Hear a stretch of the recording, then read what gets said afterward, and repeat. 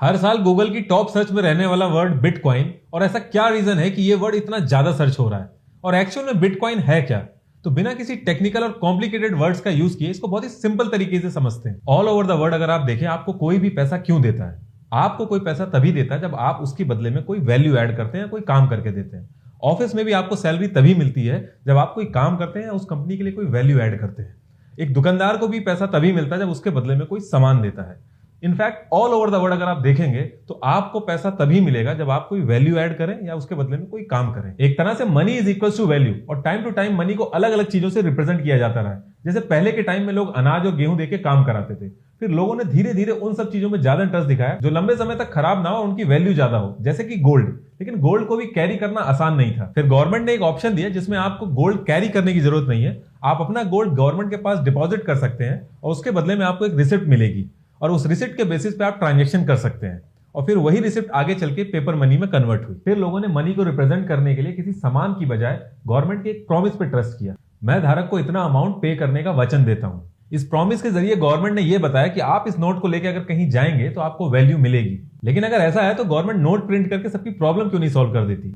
मान लीजिए 1 किलो आलू बचे हैं और उसको लेने वाले जितने भी लोग हैं सबके पास 1 लाख रुपए हैं, तो वो आलू उसको मिलेगा जिसके पास 1 लाख रुपए से ज्यादा होंगे, तो ऑटोमेटिकली आलू की कीमत 1 लाख से ज्यादा हो गई। तो अगर गवर्नमेंट नोट छाप के सबको बांट भी दे तो उससे प्रॉब्लम सॉल्व नहीं होगी, उससे सिर्फ और सिर्फ प्राइस बढ़ेंगे। प्रॉब्लम सॉल्व तभी होगी जब रिसोर्सेज पूरे होंगे। फिर धीरे धीरे पेपर मनी डिजिटल मनी में कन्वर्ट होने लगी। लेकिन डिजिटल मनी में भी सबसे बड़ा चैलेंज ये था कि ट्रांजैक्शन का ट्रैक रखना।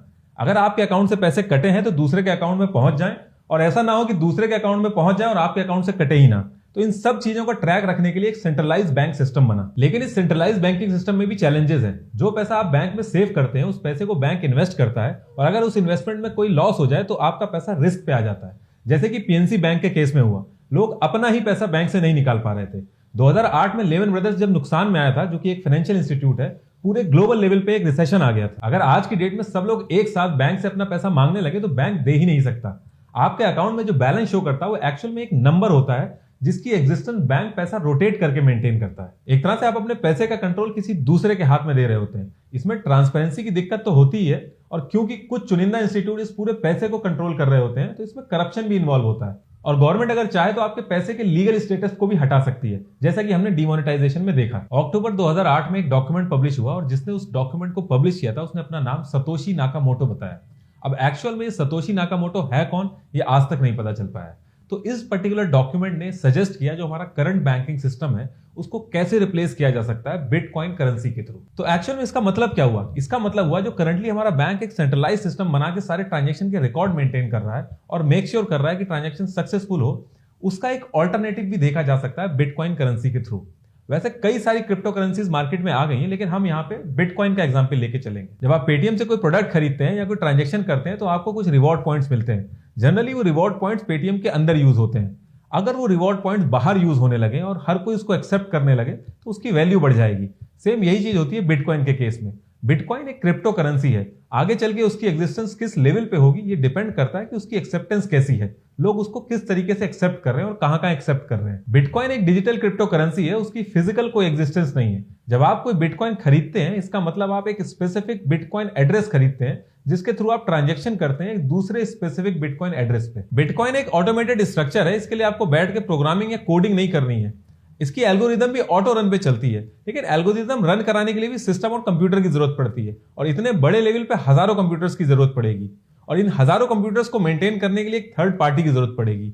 लेकिन अगर थर्ड पार्टी इन्वॉल्व होगी तो बात घूम फिर के वही बैंक वाले स्ट्रक्चर पे आ जाएगी कि सारा कंट्रोल एक थर्ड पार्टी के पास चला जाएगा। तो इस चीज को अवॉइड करने के लिए बिटकॉइन माइनिंग का कॉन्सेप्ट आया। इसमें लोग अपने कंप्यूटर्स लगा के एल्गोरिदम रन कराते हैं, और जब ट्रांजैक्शन सक्सेसफुल होती है तो एज अ रिवॉर्ड बिटकॉइंस मिलते हैं। क्योंकि ये सारा सिस्टम एक डिस्ट्रीब्यूटेड और ब्लॉकचेन की फॉर्म में है, तो इसमें किसी एक इंस्टीट्यूट या एंटिटी के पास पावर जाना या फिर हैक होना, ये सारी प्रॉब्लम सॉल्व हो जाती है। अगर बिटकॉइन माइनर्स ऐसे ही बिटकॉइन जनरेट करते रहेंगे तो बात घूम फिर के वहीं आ जाएगी जो मैंने आलू वाले एग्जांपल में समझाई थी, महंगाई बढ़ जाएगी। तो इस चीज को अवॉइड करने के लिए पहले से ही ये कंफर्म है कि 21 मिलियन से ज्यादा बिटकॉइन जनरेट नहीं होंगे। एक बिटकॉइन माइनर को कितने बिटकॉइन एज अ रिवॉर्ड मिलेगा ये डिपेंड करता है कि कितने लोग कंप्यूटर लेके बिटकॉइन माइनिंग कर रहे हैं। 2009 में 200 बिटकॉइन आप 2 से 3 दिन में जनरेट कर सकते थे, लेकिन आज की डेट में अगर आपको एक बिटकॉइन जनरेट करना है तो उसके लिए आपको 150 साल से भी ज्यादा लग जाएंगे। अब बिटकॉइन के डिसएडवांटेजेस क्या क्या है? पहली चीज, ये हर जगह एक्सेप्ट नहीं होता। दूसरी चीज, गवर्नमेंट का इसमें इन्वॉल्वमेंट नहीं है, तो इसमें इलीगल एक्टिविटीज बहुत ज्यादा होती है।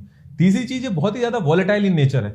हर 30 सेकंड में इसकी वैल्यू चेंज होती है। मान लीजिए आप कोई प्रोडक्ट खरीद के लाएं और उसको आपको वापस करना है, तो उतनी देर में उसका प्राइस चेंज हो चुका होगा। अब दुकानदार के सामने ये प्रॉब्लम आएगी कि उसको रिटर्न में पैसे कितने वापस करने हैं, क्योंकि इस चीज के लिए कोई मैकेनिज्म ही नहीं है।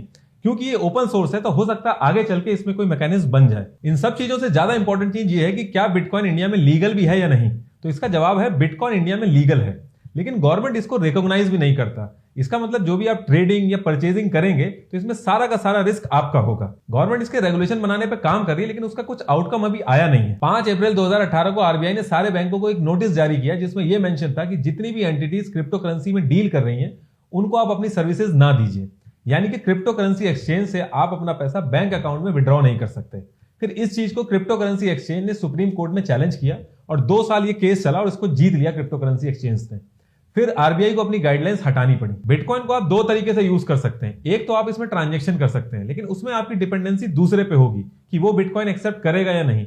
दूसरा, आप इसमें इन्वेस्टमेंट कर सकते हैं। 2009 में 0.04 पैसे में आप एक बिटकॉइन खरीद सकते थे और आज एक बिटकॉइन की कीमत 18 लाख से भी ज्यादा है। तो इसमें रिटर्न ऑफ इन्वेस्टमेंट बहुत ज्यादा है। क्योंकि इसमें रिटर्न ऑफ इन्वेस्टमेंट ज्यादा है तो इसमें रिस्क भी ज्यादा है। अगर आप रातों रात अमीर बनने के सपने देख के इसमें इन्वेस्ट करेंगे तो आपका नुकसान होना तय है, और अगर आप स्मार्टली इसमें इन्वेस्ट करेंगे तो आप इसमें से कमा भी सकते हैं। Elon Musk, Mike Tyson, Messi, Facebook, JP Morgan Chase, PayPal, इन सब बड़ी बड़ी एंटिटीज ने इसमें इन्वेस्ट कर रखा है और आप भी चाहें तो क्रिप्टो करेंसी में इन्वेस्ट कर सकते हैं। इंडिया में अलग अलग क्रिप्टो करेंसी एक्सचेंज है, जिसमें से एक है कॉइन स्विच कुबेर, जिसमें आप 100 अलग अलग क्रिप्टो करेंसी में ट्रेड कर सकते हैं। विद इन 6 मंथ 7 लाख से भी ज्यादा लोगों ने इस ऐप में साइन अप किया है। जैसे ही आप इसमें साइन अप करते हैं, इसमें आपको 50 रुपए के बिटकॉइन मिलते हैं एज अ बोनस, और इस पूरे ऐप में सिक्योरिटी को सबसे प्रायोरिटी पे रखा गया है। आप जैसे ही साइन अप करते हैं उसके कुछ ही स्टेप में आपका केवाईसी कंप्लीट हो जाता है। और इसमें इन्वेस्ट करने के लिए आपको बहुत बड़ी रकम लगाने की जरूरत नहीं है। आप 100 रुपए से भी स्टार्ट कर सकते हैं, वो भी बिना किसी चार्जेस के, और जब चाहें तब विड्रॉ कर सकते हैं। 1 दिसंबर 2020 को इनका iOS का ऐप लॉन्च हुआ है। अगर आप अपने किसी फ्रेंड को रिकमेंड करते हैं जिसके पास आईफोन है, तो आप आईफोन 11 फ्री बिटकॉइन और 50 लाख के गिफ्ट भी जीत सकते हैं। इसका इंटरफेस बहुत ही स्मूथ है। जैसे आप स्विगी और जोमेटो से फूड ऑर्डर करते हैं, ठीक उसी तरीके से एक क्लिक में आप बिटकॉइन खरीद सकते हैं। इस ऐप का लिंक मैंने डिस्क्रिप्शन में दे दिया है।